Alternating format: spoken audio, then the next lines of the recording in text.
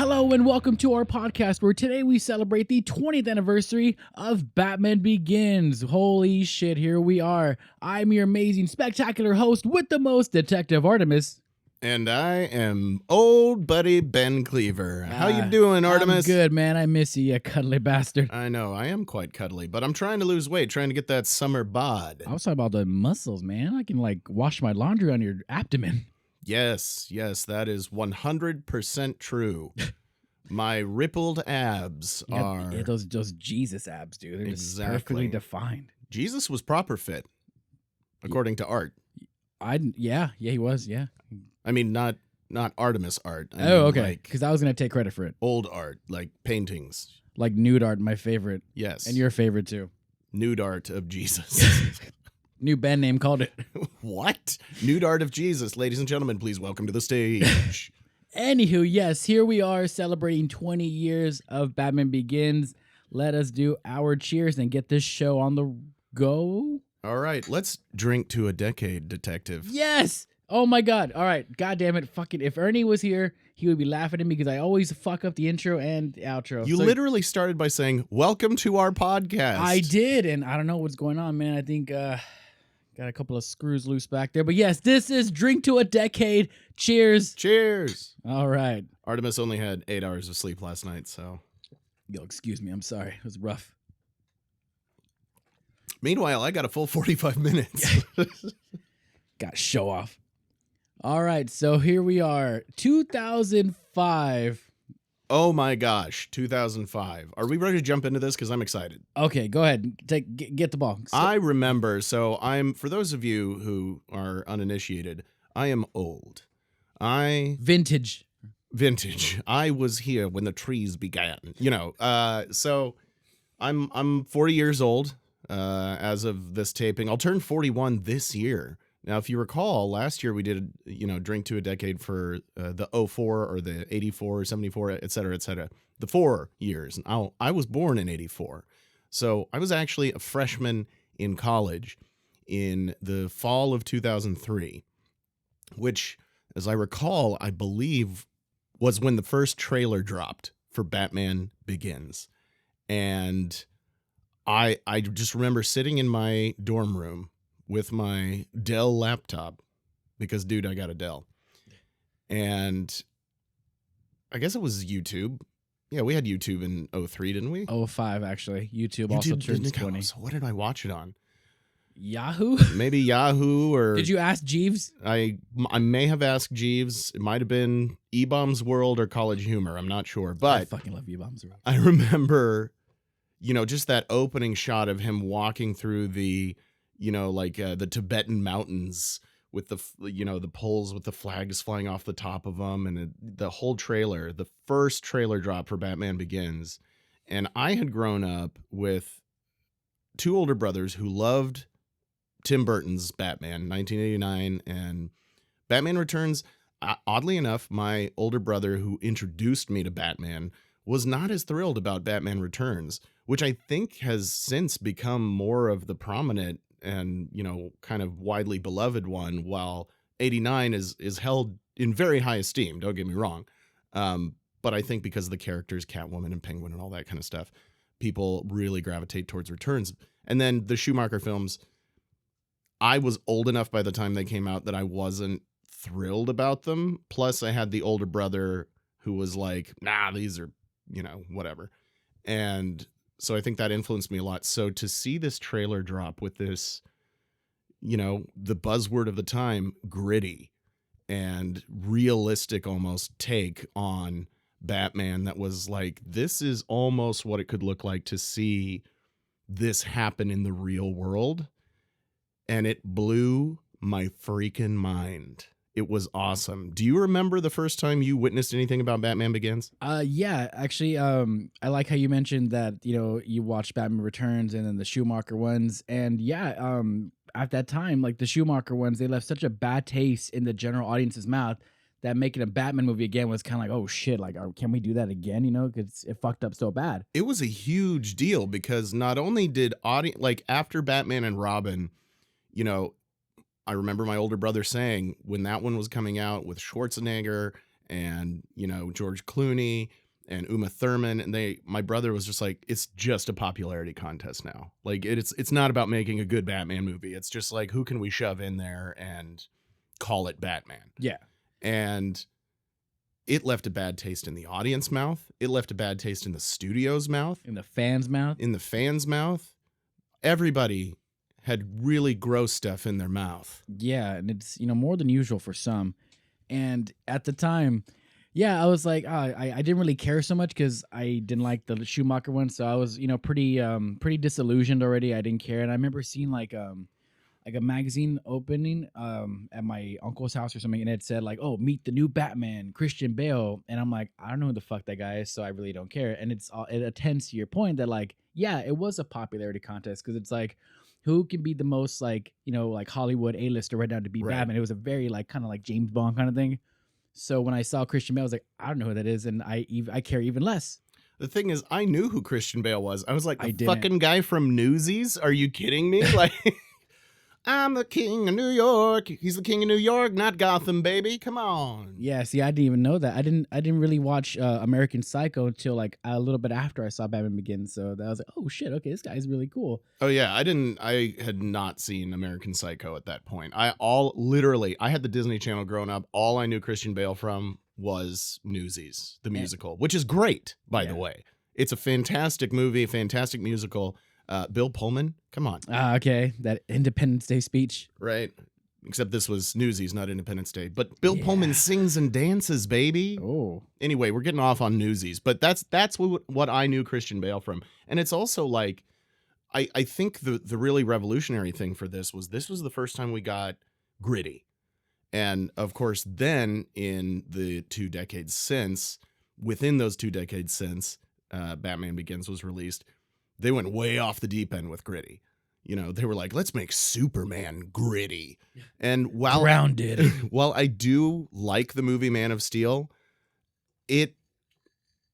I'll just say I'm really looking forward to the David Cornswet Superman. Absolutely. So, because it seems like, you know, the whole concept of Superman is to be hopeful, but gritty for Batman, chef's kiss, perfect. And I didn't know, like we hadn't seen this. Yes, the Burton films were very stylized. They were dark, but they weren't gritty. They weren't real. They weren't, you know, the violence wasn't even like real in a sense. Like there were punches and that sort of thing. And then of course the Schumacher films were all just, those are really campy. Super camp. And the Burton ones, they were more they felt like a comic book movie. Like it felt like, you know, it's kind of in a real world, but it also had those like fantastic elements to it. You know, it gave it that tone. And when, you know, Batman Begins came out, it gave it that grounded tone. So it kind of stripped away all the like the quote unquote, you know, fantasy stuff, and to make Batman more realistic, even though it's impossible really. But I mean, it made it feel that he was that much closer to our world, and it really gave us a really fresh and different take. And it's one of those movies that if I watch it or if it's playing, I just gotta finish it because it just really grips you in. It's really captivating. It is.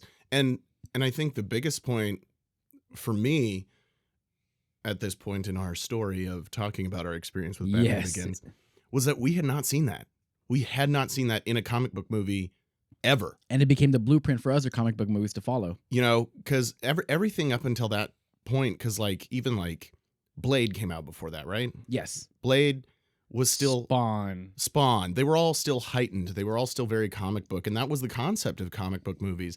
And they weren't taken seriously in Hollywood up until that point, as far as like the awards discussion, that sort of thing. Michelle Pfeiffer should have been nominated for an Academy Award for her performance as Catwoman. Yeah, absolutely. Full stop. But it was a comic book movie, so they're not going to do that. They're like, we don't look at these comic book movies. Yeah. Come on, Reginald. It was a comic book movie in 1992. Yeah. So I think one of the big barriers that Batman Begins broke through was this idea of like, oh, we can take a comic book movie seriously as cinema, as art, as, something to be really looked at and studied as, well, something serious. Right. Yeah. And if you approach the material seriously, then people will take it seriously. And I think that's the thing. You can approach any material seriously, and it doesn't mean it has to be super serious and grounded. Like there's levity in this movie and that sort of thing. And Mhm. I know I was talking with a filmmaker friend of mine probably a couple of years ago about Matt Reeves' The Batman Oh yeah. with Robert Pattinson. And he was complaining there wasn't enough levity in that movie because he was like, the only like funny lines, you get like 3 funny lines from Gordon. And that was it in the whole movie. Dumb drive. That was a good one. So you know what? Batman does get a funny line in there. There you go. But I thought because that, and that's a whole other discussion, but because that movie is based off of Long Halloween and, you know, other materials like that, that one really captured the darkness of Batman really well. That movie feels like watching one of the older, grittier comics. Tim Burton movies felt like dark and a little bit morbid, but still comics. Batman Begins, definitely much more of a I don't know if I want to say relatable experience, but you felt like when Bruce is in training with the League of Shadows and he's getting knocked down and he's in the smoke and they're fucking hitting him with bats and shit or whatever. Baseball bats, sorry, is what I meant. Actual animal bats. Yeah, squeak. But that was like, you know, he's like spitting out blood and like that felt like you felt that when he got hit, you felt that. It wasn't just bam, pow, smack, you know. And so I think that was what was really revolutionary with Batman Begins is it brought it to this more realistic level where you're like, oh, this is still a comic book character. It's still a movie about a guy who dresses up like a bat. But there is this vigilante like realism to it that we have not seen before in movies. And I think the biggest part of that is because we actually get to delve way more into Bruce Wayne's like psyche than we ever have before. You know, like we'll have flashes of it or a couple of lines about his past, but this, you know, we really get to see as close as we can, like as to what makes him tick. We see his training, him trying to feel what it's like to be like a criminal, and all these different layers of acting that Christian Bale does as Bruce Wayne. The first time I stole, it was out of hunger or whatever. Yeah. So like you see him as like angry Bruce Wayne, and then like, you know, trained Bruce Wayne, and then Playboy Bruce Wayne. Like he did a lot of like range of acting. I thought it was really good and, you know, something we never seen before. And like I said, I think that really adds to the whole like brand new, fresh experience that we get ultimately. And to take nothing away from previous Batman actors, you know, Michael Keaton definitely has range, but this was in one role. Christian Bale brought this to one role in one film. That kind of range is ridiculous. I mean, and we all know Christian Bale is an incredible, mind-blowing actor. And side note, you remember, like, I don't know, what was it, 10 years ago when that audio came out of him yelling Salvation? at a guy on Terminator Salvation? I still think about that every day. As an actor, we only got a snippet of that, right? Yeah. And the thing is, I read up on like what were the, events, the context. What's the context of that? What were the events surrounding that? And as an actor, even that's the thing with Christian Bale. He brings his shit even to fucking Terminator Salvation. You know what I'm saying? Like, what a baloney movie to be like, because it's like, oh, I'm in the 5th Terminator sequel or whatever. Who's going to bring their A game to that? Like, yeah, apparently Christian Bale he is. He never phones that shit in. And he was just like the lighting guy was back there making a racket, and he had asked him to like, hey, could you keep it down? I'm trying to focus on rehearsing the scene or whatever, like several times. And then finally he went off, and that's when somebody hit audio record. And then they're all like, oh, listen to Christian Bale. He's such a stupid dummy. What a dick. I wish there was video to that, man. I wanted to see him just like, fuck. Yeah. Shut the fuck up. Oh, okay, be professional. Good for you. Whoop-de-doo. I love when the guy's like, I'm sorry. He's like, don't be sorry. Be professional. Oh. Like, damn. That's a good line. Yeah. And at first, listen, I felt sorry for the guy. And I was like, yeah, why is Christian Bale being mean to that guy? And then when I read the context, I was like, oh, yeah, he was kind of justified in what he said. He may have gone too far. Right. But he was kind of justified in where he had gotten to. It was definitely pushed as him just being a fucking douchebag when he was just trying to work. Well, and I think listen, there's people in Hollywood that are douchebags and dickbags and all kinds of bags. And some, they deserve to get outed for that a lot of Absolutely. times. Yes. But sometimes people just have a bad day. Yeah. Or sometimes somebody just pushes somebody's buttons a little bit too much. Most of us And that are doesn't- still human. And then, but we love a good takedown of a celebrity. And we're like, I think the general public, the royal we. Yes. But yeah, going back to what you said. oh, yes, back to Batman. Yes, Sorry. back to Batman. Another reason why, or more adding to, Christian Bale's performance, that this movie before, it's a Batman movie, but he's mostly just like a side character. And it's always about the villains and their origins. Well, this one was beyond a Batman movie, Batman Beyond. It was a Bruce Wayne movie as a whole. Yeah. So this was definitely his Bruce Wayne's movie, and I think that was awesome. It does explore that because a lot of people say that the 1989 Batman should have been called Joker. Joker. Because it really, and Jack Nicholson got top billing, but he it's his story. It is his story, but Jack Nicholson was also like, I need top billing or I'm not going to do it. So they were like, fine, whatever. Jack Nicholson, Michael Keaton, Batman. Yeah. Oh, the secondary actor has the title of the film. But really, you're right. Both Batman and Batman Returns were origin stories of the villains. And Batman's story is kind of a side story. Now, I thought Keaton did a really good job of the balance between keep it like a mystery. That and like playing this eccentric billionaire who dresses up like a bat and like wrestling with that psyche. They explored that a little bit, but they really explored it in Batman Begins. And I think what was really fascinating and what you're talking about with like this history, because it opens with him falling in the well. Yeah. Right. And, Thomas pulls him out. And it's really funny because my wife has been rewatching all of this is how much we stay at home, right? So we don't go out. We just work and stay at home because for one thing, we've got dogs. And for another thing, we spend all this time and effort making our house a comfortable place. Why don't we just stay here? So my wife's been rewatching Law and Order Special Victims Unit from season 1. There's like 25 seasons or something. Okay. But it's a good show. It is a good show. But the actor who plays Thomas Wayne plays a district attorney in a few seasons of that show. And so I would annoy her because every time he'd come on screen, I'd say, Bruce, why do we fall down? And why do we fall? And she'd just be like, shut up. But that scene, he comes in, he's like, Bruce, why do we fall? So that we can learn to get back up. And then to tie that into the theater performance that they go to, first of all, it's a live theater performance, not a movie, as has been traditionally portrayed. Zorro, usually. Exactly. And which is also great, by the way. And they didn't actually do that in the Tim Burton Michael Keaton Batman. They were just coming back from the theater. You didn't know what they were seeing. Or they were just walking down the street.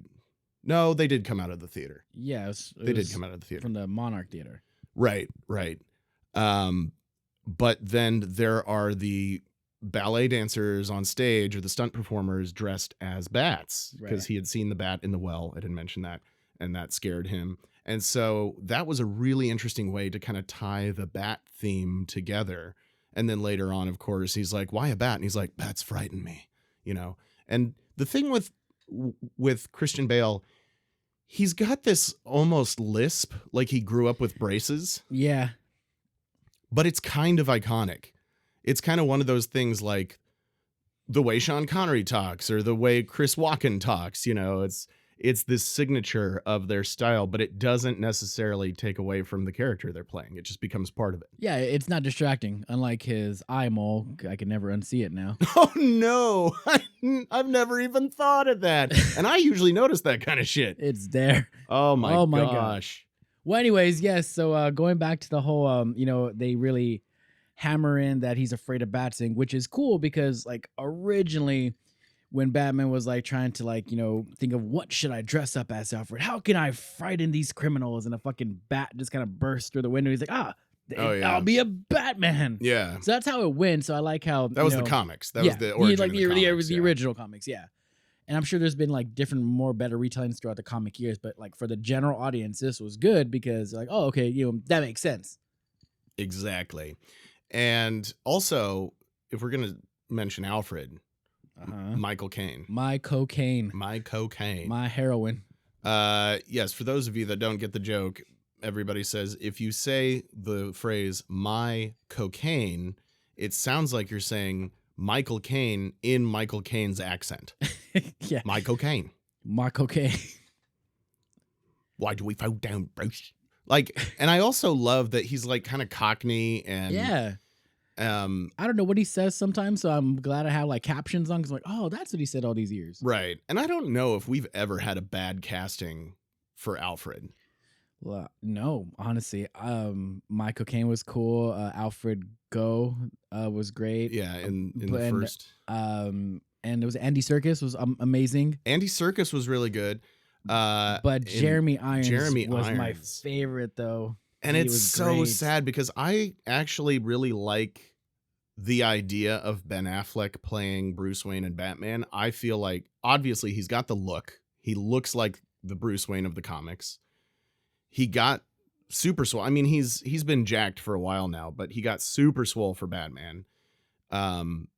And it was just a shame that I loved all the casting of the Snyderverse DC movies, but it all suffered from poor story development, in my personal opinion. Yeah, that's a whole other thing. But yes, I was not happy with the Ben Affleck casting because at the time it was like between him or Josh Brolin. Josh And- Brolin would have been good. And I'm but- like, fine, let's do Josh Brolin because it's fucking Ben Affleck, and I didn't like him. But I got over it, and I'm like, all right, he's all right. He's still not my favorite. He's not even my top 3 really. But yeah, Jeremy Irons is a really good Alfred, and but back to Michael Caine, yes, Michael Caine. who again, you cast these. I don't know if they were at the time. I think Michael Caine had won an Academy Award at the time. I could be way off, but Probably for Jaws, right? He was in Jaws. Michael Caine in Jaws? No, he wasn't in Jaws. Are you sure? Yes, I'm sure. Yes, Michael Caine was in Jaws: The Revenge. Oh, The Revenge. I thought you were talking about the first one. Oh no. And I was like, what? What? Yeah, Michael Caine won the Academy Award for Best Supporting Actor in 1986 for Hannah and Her Sisters and in 1999 for Cider House Rules, and was nominated for Best Actor for The Quiet American in 2002. So yeah, he was already an Academy Award winning actor. But not from Jaws: The Revenge. Not from Jaws: The Revenge, unfortunately. And so, this is the caliber of talent they brought to a Batman movie, which is in 2002, let's say, when they're like developing this and starting all the wheels in motion. That's unheard of. Who's going to bring Academy Award winning actors into a comic book movie? Yeah, and ever since then, Michael Caine's been like in every Christopher Nolan film since. Well, yeah, and I think that's the other thing. You've got Christopher Nolan, and I know he wasn't the Christopher Nolan we know now when this was happening. He had some stuff under his belt, but now he's known for this specific style, Right. But still, it was just like what I remember first hearing. They're like, "Oh, they're going to do another Batman movie." And we're like, "Fucking great. Yeah, that'll be good." Remember Batman and Robin? Bat nipples. Bat nipples. But going back to the casting of it, it doesn't just, start and end with, Michael Caine and Christian Bale. We got Gary Oldman, who is my favorite, Gary Oldman is my portrayal. idol. Yeah, same. He's my favorite Gordon. We got Morgan Freeman on there as Lucius Fox, which is really cool. Luscious. And for some reason, what's the name? Katie Holmes was in it. Yeah, Katie Holmes was in it as a new character invented for the, created for the film. Yeah. Rachel Dawes. Oh, but how can I forget? Cillian Murphy was in there too. Dude, Cillian Murphy. Again. Killed it. Again, like, I don't know if he had at that point, but an award caliber actor, right?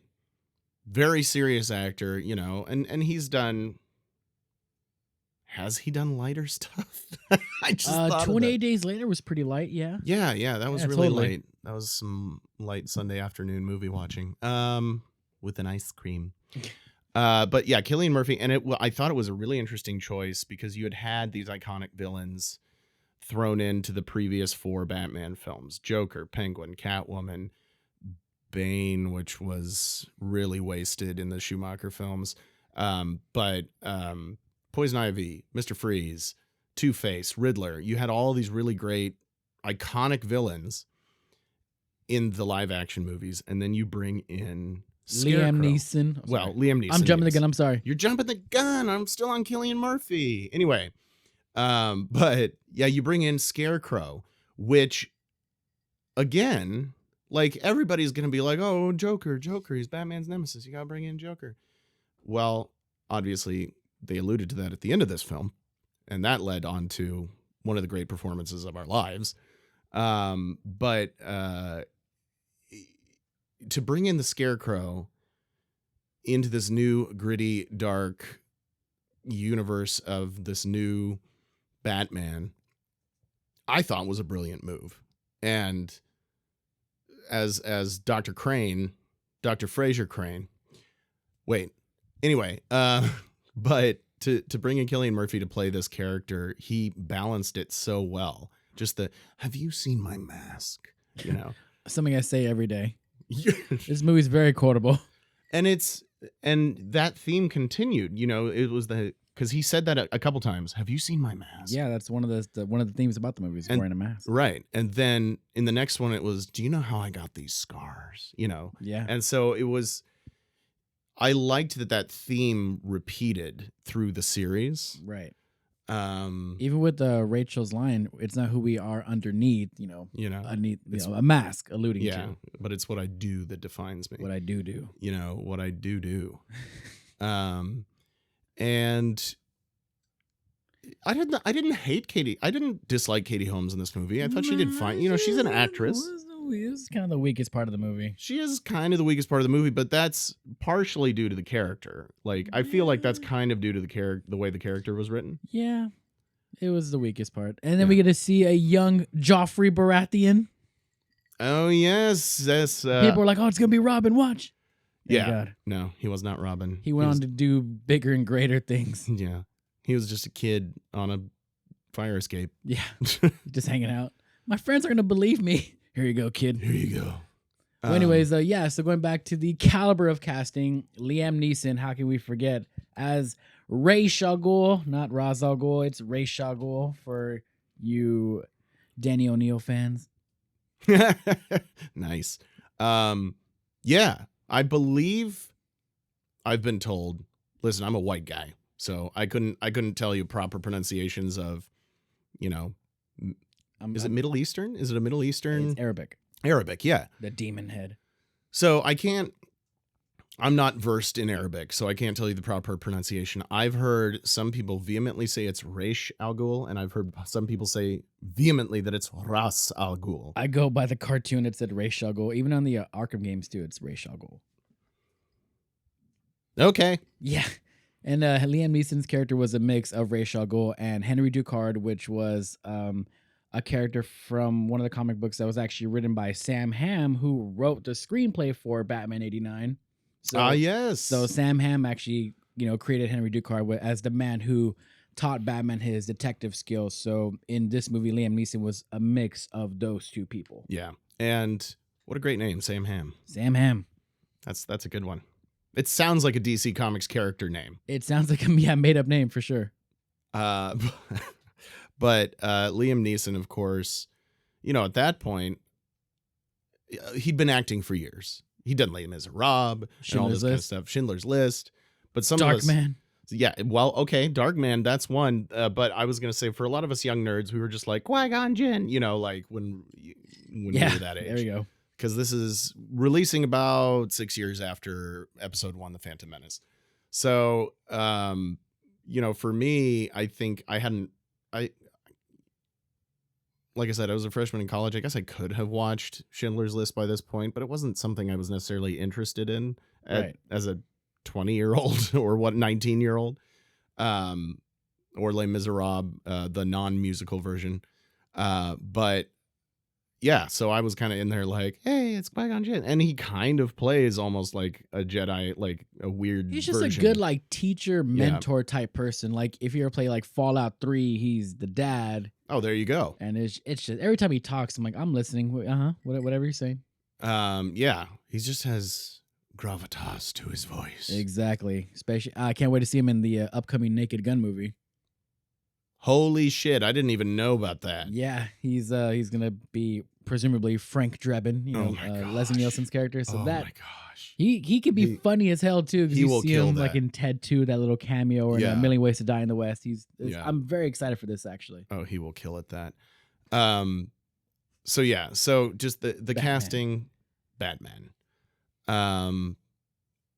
Casting was great. Casting was spot on. I don't know where the Rachel Dawes character came from, but I guess it was just something to kind of you needed just drive the character. You need that love interest in there. you I needed a guess. female character, female representation in there, because it couldn't have just been a movie with all Dudes. dudes. Buff, Like- sweaty dudes. Now we're like- talking about my dreams here. Hey, wait a minute. I'm a buff, sweaty dude. Here we go. You just talked about washing your clothes on my Ah, abdominal you got muscles. me. You got me. But yeah. We haven't even touched on our favorite moments yet, because we've just been spending a half hour just sort of jerking off on the movie itself. Gross. So let's go ahead. Why don't you just tell me quickly some of your favorite scenes or moments in Batman Begins? We'll edit this down in post. All right. Favorite scenes and moments in Batman Begins. I haven't seen the film. Just kidding. Gosh. Well, I think that the first scene that he shows up as Batman in like the dockyards, where they're all wandering around. It feels like a horror movie. Yeah, the ship containers, and that brought some of that Batman. Where is he? That whole "Where are you?" Here. That whole thing. That was really fun. The development of his Batman voice that everybody made fun of, including comedian Pete Holmes, who still does a Christian Bale Batman. I forgot about that guy. Pete Holmes is great because he always does, and so that was a little weird that he just screamed in a growly voice, and It was also different than what we were used to. it was different than what we were used to, because I don't think Val Kilmer, rest his soul, by the way, or George Clooney really had a Batman voice. They just sort of spoke with like a lower tone, a little maybe. bit lower. And Michael Keaton had like almost like a creepy whisper, Yeah. which was cool, I'm Batman. but it wasn't like growling or like No. actual like intimidating. And so, and I'm not entirely sure if I find that intimidating. Sorry, quote unquote intimidating. Yeah. But I'm glad that you said that, because I think that was the intent, but Absolutely. And it got worse over the movies. it kind of did. But I was just like, does that make it more scary or less scary to have this guy in, the Bat costume? Oh my gosh, he looks terrifying, but then he's just like, "Bah, bah, bah, bah, bah." Well, I mean, it might not add to the fear factor of him being like overall scary, but yeah, you have a guy dressed as Bat, he's talking fucking crazy. Then all right, this guy's a certified psycho. He's gonna fuck me up for sure. I guess that's true. That's a solid point. I'll yield to that point. Thank you, sir. But that opening part, and then he goes down on the limo or whatever with Falcone in it, and he threatens him, and then he ties him up onto the searchlight to create a makeshift bat symbol or bat signal. And poor Falcone, or Falcone in the movie, I'm pretty sure he suffered some pretty serious burns from that light exposure. Most likely. You think because your mommy and your daddy got shot, you know the ugly side of life? You don't know. That whole tear down speech he gives to Bruce Wayne is so fucking cool. Well, I just remember, what does he say? Stay out of the affairs of scary people. Yeah. And I always, that scary people, for whatever reason, it's the syncopation, the alliteration, the consonants in it that rings in my brain for some reason, and it's delivered really well. Scary people. Yeah. Rest in peace to him as well. Oh yes, indeed. But yeah, just good stuff, man. Any other? I took a brain fart after that Carmine Falcone part. Brain fart. There's so many great scenes. I mean, if you want to talk about the Bruce Wayne psyche part of it. Yeah, we'll go with that, because you already, obviously the best scene in the movie is the whole dock scene, and where he gets Falcone and puts him on the signal light. But maybe a less talked about scene is where he's trying to kill Joe Chill out in the open, and the Falcone lady shoots him instead. And it's such a cool visual, which is probably taken from the Lee Harvey Oswald assassination, where he was killed just like that. Yeah. The whole fact where, like, at that point Bruce Wayne is just hell bent on just killing this guy. He is just wants straight up revenge. And then he realized that he could never get that revenge because someone already took it from him. Yeah. So now he's like even more pissed. And then when he reveals it to Katie Holmes, She she slaps slapped the twice. shit out of him. She slaps him twice. That second one was funny. Yeah. She slaps him. And I think that at that point where he realizes she's right, like I'm going down the wrong path to handling this. So that's where he goes up to, Falcone and has that speech. And then, so I think that was a really cool and pivotal moment for the character of Bruce Wayne. Yeah. And I think that was a really good, part of the Rachel Dawes role, the Katie Holmes role. Like, she brought that real world, like you and I as married men know the fucking reality check that our significant other, our wife, can bring to us. Maybe not with physical slaps, but Speak for yourself. It's the one wearing sunglasses. Just kidding. We don't joke about that. I'm gonna tell your wife. Anyway, she'll probably listen to this. She listens to all your shows, right? So she says. I'm just kidding. I watch her. I make her watch the whole thing. My wife is honest. She's like, yeah, I don't have time. And I'm like, that's fine. You're busy making money on your own. Fair enough. But that I thought was a great part of the Katie Holmes character, which brought that reality check, even though there was kind of a romance, will they, won't they, that was eventually explored in the next movie as being won't they, if you will, where Katie Holmes was recast with Maggie Gyllenhaal. But I thought that was a great scene where he's just like, he pulls out the gun. And he's like, I didn't get my chance, or whatever he says. I can't remember. And she quite literally slaps sense into him. Yeah. And that's a whole part of the journey too. He spent these years living as a criminal and training with the League of Shadows and this and that and the other thing. And then I think really when Batman began was when Katie Holmes slapped the shit out of him. I think so. Yeah, that's a good point. Because that broke exactly what you were talking about, that cycle of I need revenge against this one guy, Joe Chill. I need revenge. And then it got taken away from him. And then he needed somewhere else to put all this energy, right? This anger. He turned the revenge to vengeance. Yeah. So that's great. And then I think, there's the fun of kind of the semi-montage of him developing all of his bat tech. Right. Where he's talking to Lucius and he's talking to Alfred about, we'll have to order these from China, but we'll have to make a separate order from Taiwan. And, we'll have to buy them in bulk so that nobody gets suspicious. And then the faceplate breaks too easily, so we have to get them redone. Right. And he has a little, was like the ski mask? Yeah. Where he goes to Gordon with a stapler and stuff. And, and then he jumps off and he's like, I fucked up my arm. I need a cape or glide or something. Yeah. Essentially, like he's almost like a James Bond-esque character where Lucius Fox is more like was it Q? In James Bond giving the gadgets? Yeah. So it was obviously Chris Nolan's audition, like, hey, I can do James Bond. Right. So, but that was cool. And I also like how like you said, he's kind of like learning as he goes in that very cool, effective montage. Right. I love that. Well, and there's that, and then there's when he meets up with Lucius and goes down to, he shows him the R&D the or tumbler. Whatever. Yeah. Yeah. Shows him the tumbler and it's all camoed out and he's like, does it come in black? One of my favorite lines. And it's, it's a lot of fun. And that was a weird direction to go with the Batmobile, but it made sense. It did. I didn't like it. I still don't really like it that much, but yeah, for the context of the movie, it made perfect sense. And I guess there is kind of a cool factor to it, but it just didn't have that style that we're all used to and hoping to see. Yeah, I agree. And my favorite is still the Tim Burton version. Obviously. And because it has this, it's got this like diesel punk, Art Deco almost kind of style to it, which I love. That the designs for the Schumacher movies just so neon.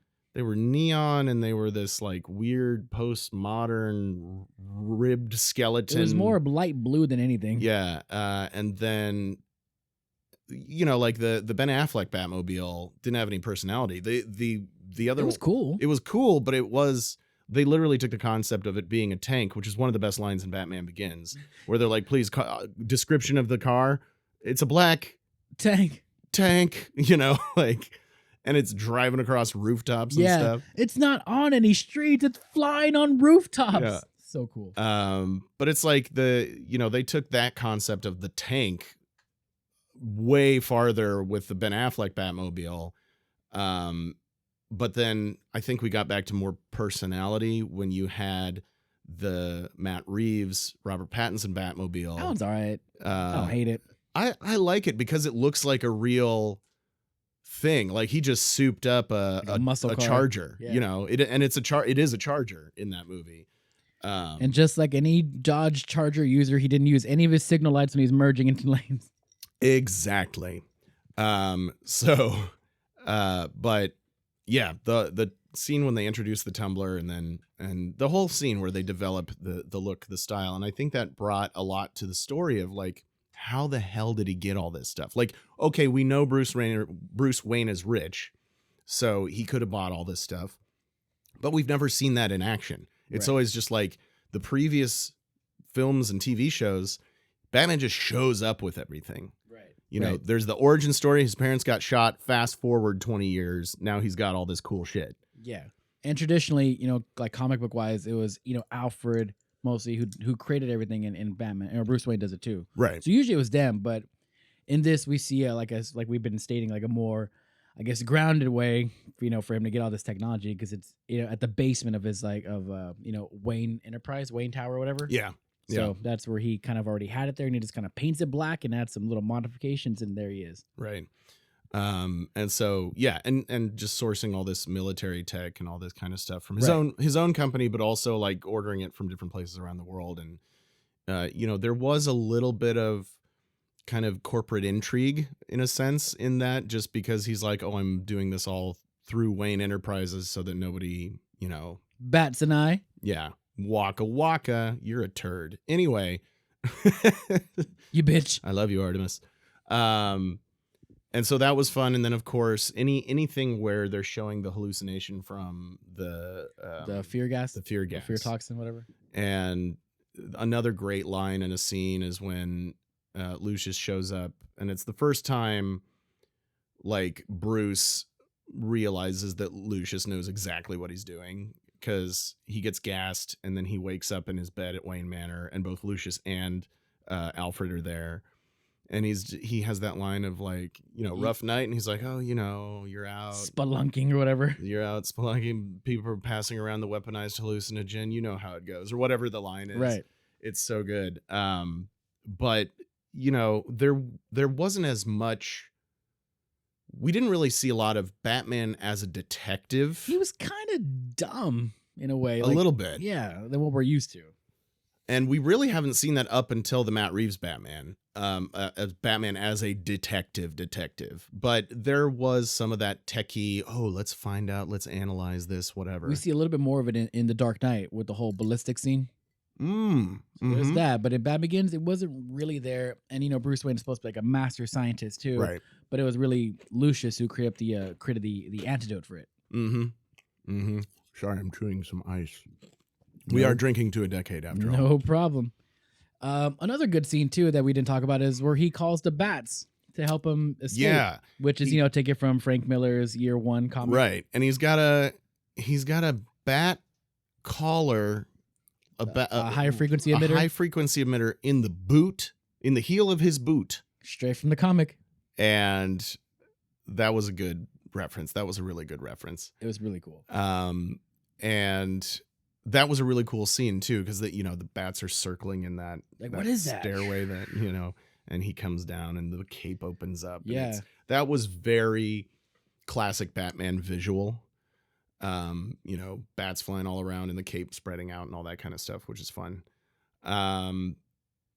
I think the scene when they release the toxin into the burrows and he's flying over the burrows and then people are hallucinating, his eyes glowing and all that kind of stuff. That was pretty fucking cool. Also the scene when Scarecrow gets gassed with his own gas and he's threatening him, and then you see, and it's this full like prosthetic Batman head that's yelling at him with like goo coming out of his mouth and stuff. That was a fun effect. That was really cool. I'm sorry Dr. Crane isn't here right now. He'd like to leave an appointment. Yeah. Whatever.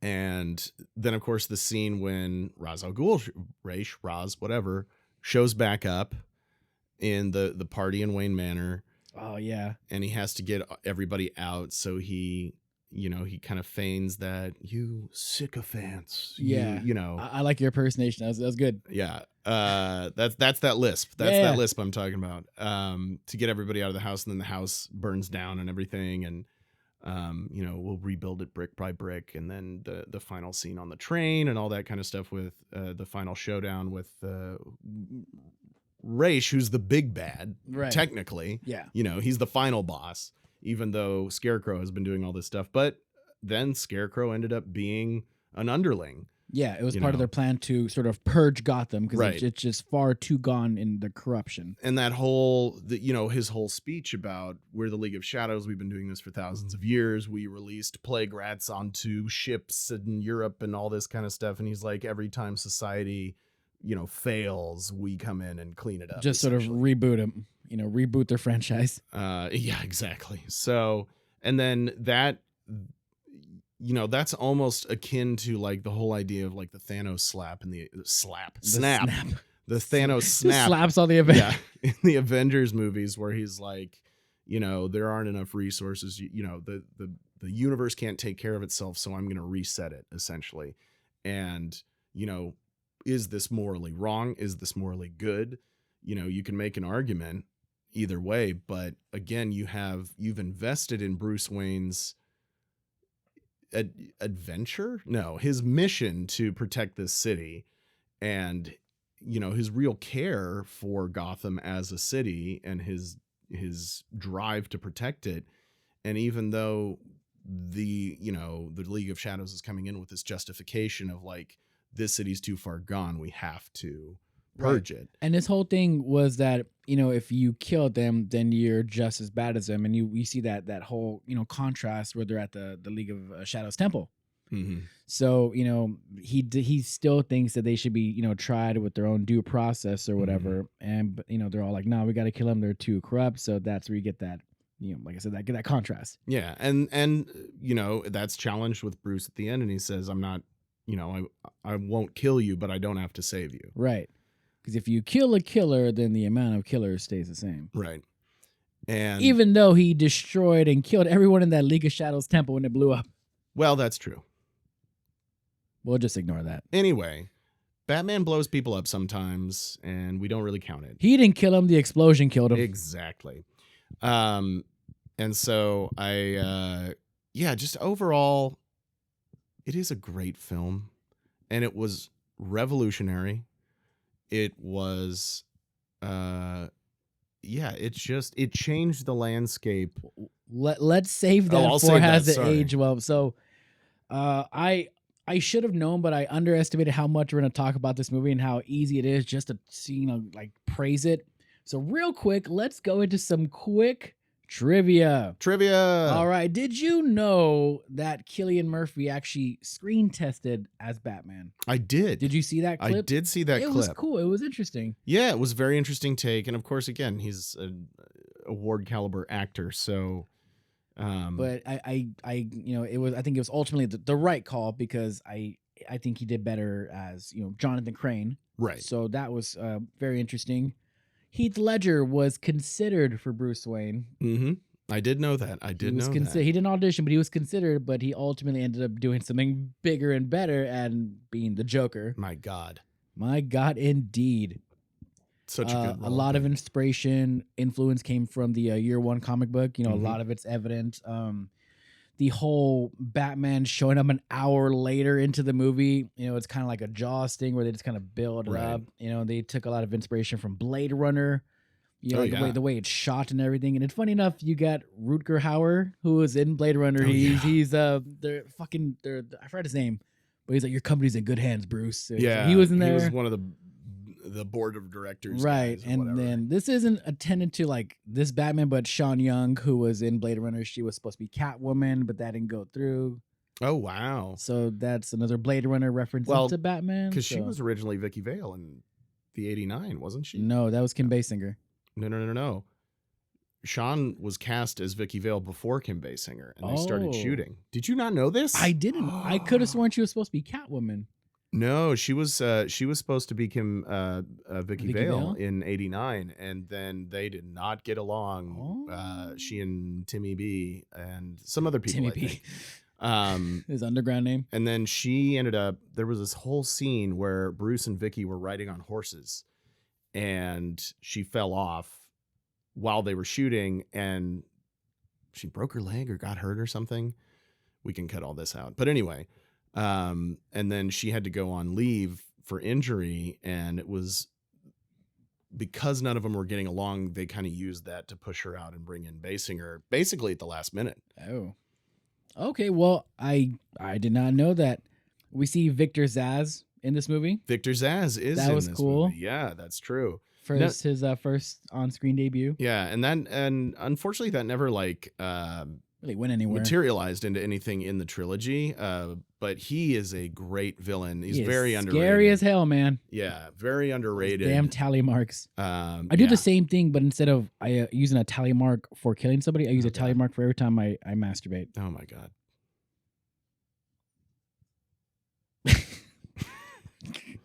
On your body? No. Oh. On this body I have in the backyard. Oh, okay. Anywho. Wait, what? Anyway. So, trivia. Christian Bale's dislike for his uncomfortable Batman outfit helped him in his performance as the Dark Knight, as he was perpetually in a foul mood while wearing it. That's real method acting. That is real method acting. Yeah, well, we could probably just skip this. I'm pretty sure we'll think of some stuff later, but I think we can just quickly jump into the sequel talk. So, as you know, there were two other movies, Dark Knight and Dark Knight Rises. And earlier you mentioned the party scene in Batman Begins. Now, this is, I don't know if it's intentional or coincidental, but when Bruce Wayne is kicking people out of the mansion, he's like, this isn't a joke, whatever. And then we see Joker in the next movie. And then in the beginning of Dark Knight, where he gets a new suit, Lucia's like, oh, should do good against cats. And who's in the next movie? Catwoman. Oh. So I don't think that was planned, but it's kind of funny and really, really coincidental, I guess. But it was cool. I think it was a fun fact. I want to say that was done on purpose. Oh, yes, of course. That's what I want to say. Indubitably. There were rumors swirling for a while that they were going to cast the Penguin in one of the Christopher Nolan films, and that it was going to be played by Bob Hoskins. No, not Bob Hoskins, unfortunately. Philip Seymour Hoffman. Ah, okay. So there were rumors in around 2006, before Dark Knight came out, that in either the next movie or in a sequential Christopher Nolan Batman film, that Philip Seymour Hoffman was going to play, rest his soul, of course, was going to play the Penguin, which tracks. Like, that would have been the type of actor that they would have cast for the Christopher Nolan Batman films. So was that ever true? I don't know, but it's a fun thought. It would have been wild, and he would have fucking killed it as the Penguin in whatever interpretation they came up with. Right. And then Dark Knight Rises, we can spend a whole episode about that. Oh, we absolutely can. And I think the long and short of it is it was written as kind of a Batman v Joker finale, but with the tragic loss of Heath Ledger, they couldn't do that. So it had to be rewritten, and they basically dropped Bane in as the same role as what Joker was doing. And it really, if it had been Joker, it would have, obviously the story would have been a little bit different, but it would have tied everything together a lot more, especially with Talia al Ghul coming in and all that kind of stuff. And I also thought that was a real, not a short change for Bane, but it was a completely different He ended up just being a fucking goon. Yeah, he kind of... Up until that point, he was great. Like, he was...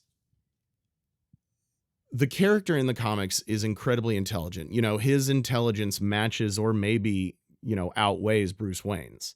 Absolutely. And then, of course, the whole aspect of Venom, the juice, the serum that creates his big muscles, that was taken out because that is, I think, for the Nolan universe, a little bit too heightened, so to speak. I liked the whole idea that he was born in the pit and crawled out, But there was also the whole thing of like, why does he wear the mask? And then he talks about the mask, and then we never get any kind of resolution on what the fuck the mask is for. Yeah. Except to make him sound garbled and. What a lovely, lovely voice. And also he's like Latino. He's like Central/South American in the comics. And we in got this, Tom Hardy. No shots on him, but yeah. Yeah, Tom Hardy's great. I have no problems with Tom Hardy. I just feel like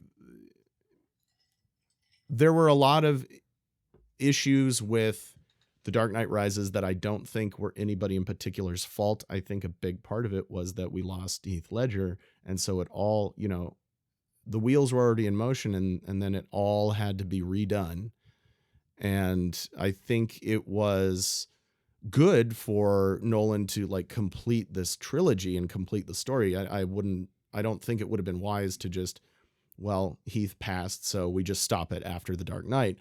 Even though perhaps contracted for another movie. Yeah, perhaps that would have been a good move, but I do appreciate that he went in and completed the trilogy, finished the storyline. He put Bruce, out living his life in Europe somewhere. It was Batman for like less than 2 years. Yeah. But, if it's that intense, that's a lot of life to live in those 2 years. I suppose, but then also that takes away from how special Bruce Wayne is as a human being. No, I can get behind that. I can get behind that. I get behind you. Okay. So, I think it was a solid trilogy, and it was like The Dark Knight Rises was almost 3 hours long, and Batman was only in there for like 20 minutes. Right. And it repeated the same theme of like Batman getting fucked up, coming back in, getting fucked up again, going back in, mysteriously appearing back in Gotham. Yeah. So it was. But like I said, it was. It had to be reworked. What do you think massively? What do you think is the better ending? Because all right, so Jedi is definitely the least best of the original trilogy, right? I think we can agree to that. Yeah. Dark Knight Rises is definitely the weakest in its trilogy. Would you Sure. say? So which one is the better, least worst movie in its own respected trilogy? You're saying which is better, Return of the Jedi or The Dark Knight Rises? In terms in of respect to its own trilogy? Yeah, like what is the better, least worst movie? Like, would you rather watch Return of the Jedi or Dark Knight Rises? I think I'd rather watch Return of the Jedi, to be honest. When those words left my mouth, I'm like, this is a fucking stupid question. Of course you're gonna say Return of the Jedi. All right, just forget it. I'll just cut this out. Whatever. Anywho, I'd rather watch Return of the Jedi than The Dark Knight Rises. All right, well, just fire me. All right, I think don't care. No, but I think the final beat is like the Dark Knight Rises could have been a truly incredible film. It of course had huge shoes to fill with how just awesome The Dark Knight was, and with the loss of Heath Ledger, it had to be completely reworked, and it was weaker because of that. Because it's like, also you only had, like, if Nolan had 10 years to redevelop the third act to the Dark Knight trilogy, sure, he could have reworked that to, figure out what happened to Joker or whatever. But because the Joker was supposed to be the main villain of Dark Knight Rises, and then they couldn't do that, and they weren't going to recast, and they were on a limited time, it was not what it could have been or should have been, and it's nobody's fault. I think for them, they did the best they could with what they had given the circumstances. Yeah. But it wasn't good enough. Sorry. Not good enough for me. It was fine. All right, well, Ben, BK, do you think Batman Begins has aged well? I do think it's aged well. I think any movie that we watch, we kind of take it in the context of the time it was made, but even in that context, we can watch something and be like, ooh, that did not age well. This one, I feel like there's nothing that's necessarily dated about it. And I think primarily because of the serious approach that Chris Nolan and the whole filmmaking team took to it, has kept it not relevant necessarily, but has let it age well, I think. How about you? I agree. It absolutely has aged well. You got these really amazing performances, all the different layers and range that Christian Bale has to do as Bruce Wayne. We have Michael Caine in there, Lucius Fox, Gary freaking Oldman, Liam Neeson. They're all really amazing performances all around. I love the fact that it's kind of the blueprint now for most like superhero origin stories. Like Yeah. movies like Amazing Spider-Man did it, or Arrow, which is Batman Light. They took inspiration Right. from that too. That same approach.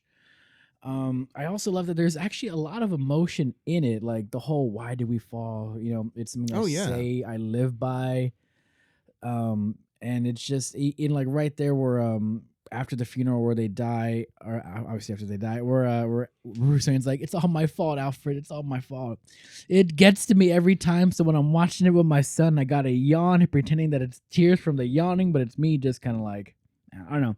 You can let your son see you cry. No, I'm just You kidding. absolutely can. He's seen me cry. I think it's important.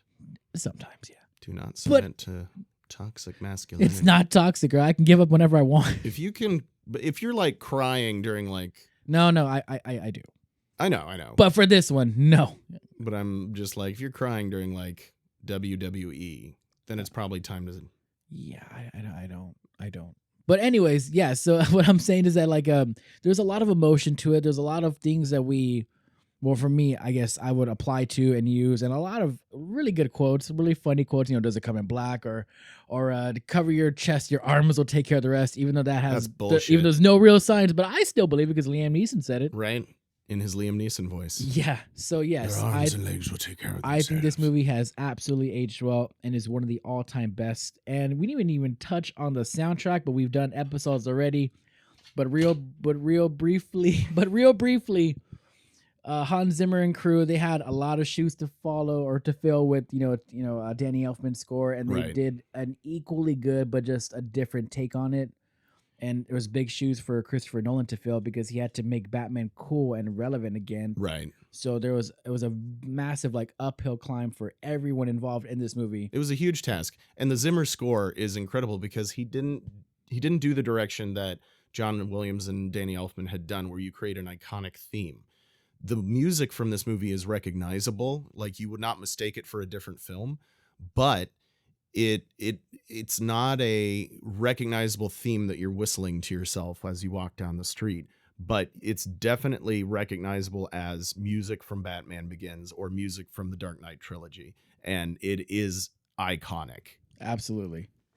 Well, I think it's going to wrap it up for us on this episode. Once again, I am Detective Artemis. And my name is old buddy Ben Cleaver, and I am always happy to be a guest on Drink to a Decade. Oh, you're not supposed to name it yet. Wait, no. Damn it. Ernie was right. I always keep fucking these up now. I'm such a loser. Keep fucking it up. Well, anyways, yes, this has been Drink to a Decade, where we celebrate 20 years of Batman Begins. Cheers, man. Did you finish your drink already? I might have. Cheers. And remember, we drink and we watch things.